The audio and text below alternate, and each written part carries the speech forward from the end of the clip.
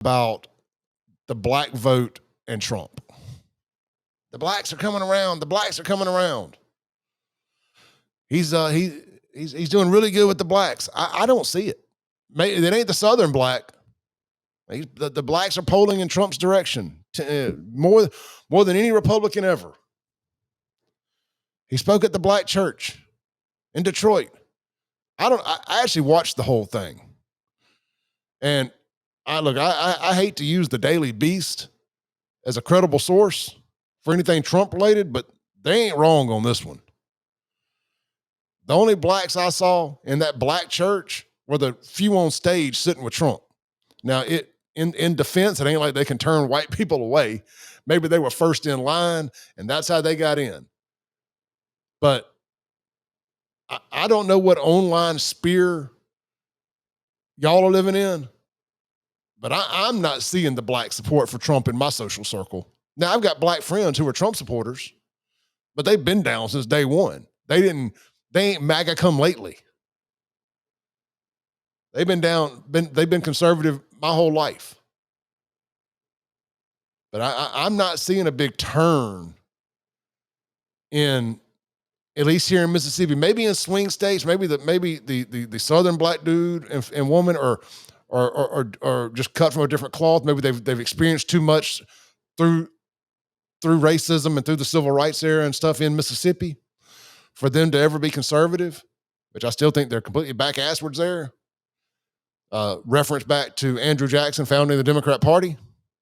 But whatever, just using their train of thought, I guess I could say it's justified. I understand what they're saying. But I'm not seeing this so-called black support for Trump.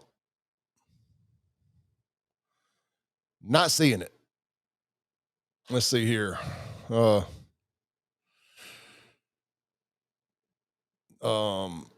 Carlton says, I can sum up Republican and Democrat with this analogy. I hope I'm not reading something that's going to get me in trouble.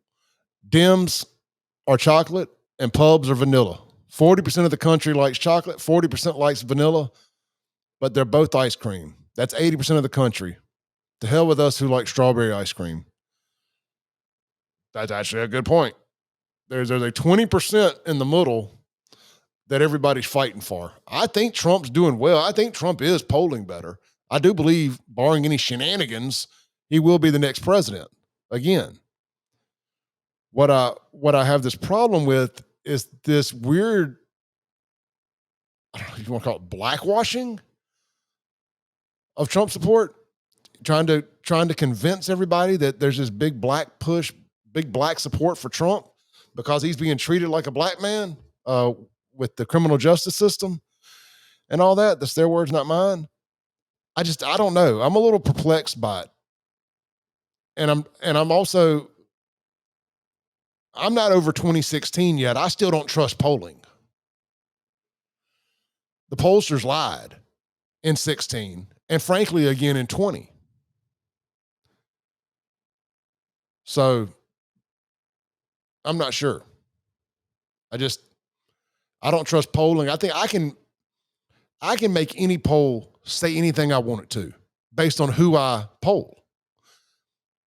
For example, we just looked at this poll the Clarion Ledger did over here about the Andrew Jackson statue. Now, this is the Clarion Ledger,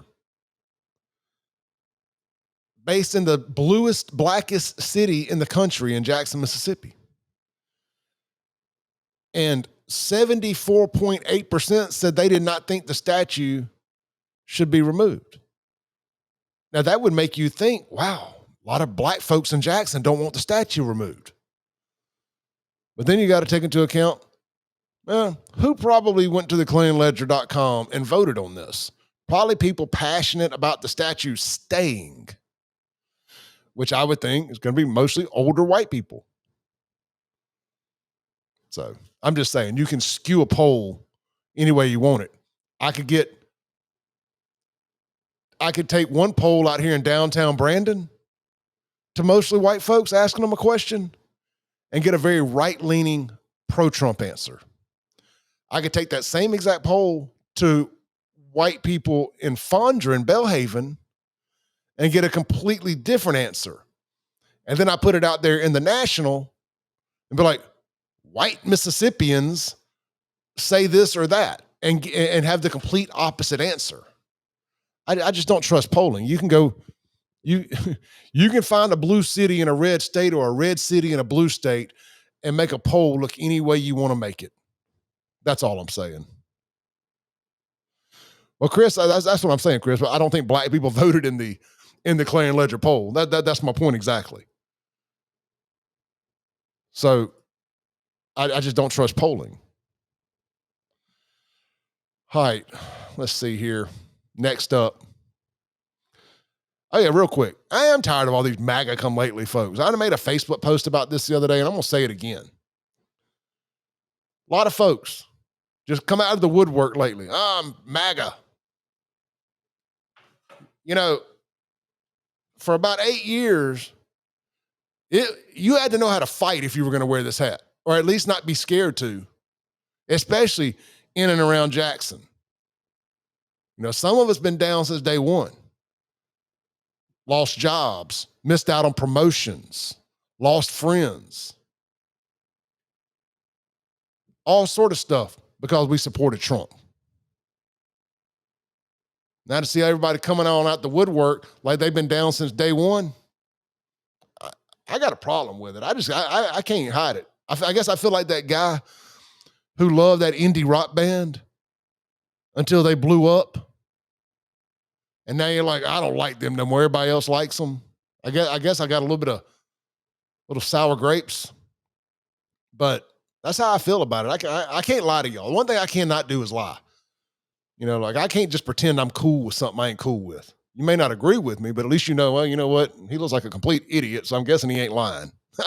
That's how I feel about this. I know I look like an idiot with this one. I'm just saying I ain't a fan of it. But hey, you know what? As long as they go in there and pull that red lever, they can wear a red hat, I guess. Bobby says bandwagoners.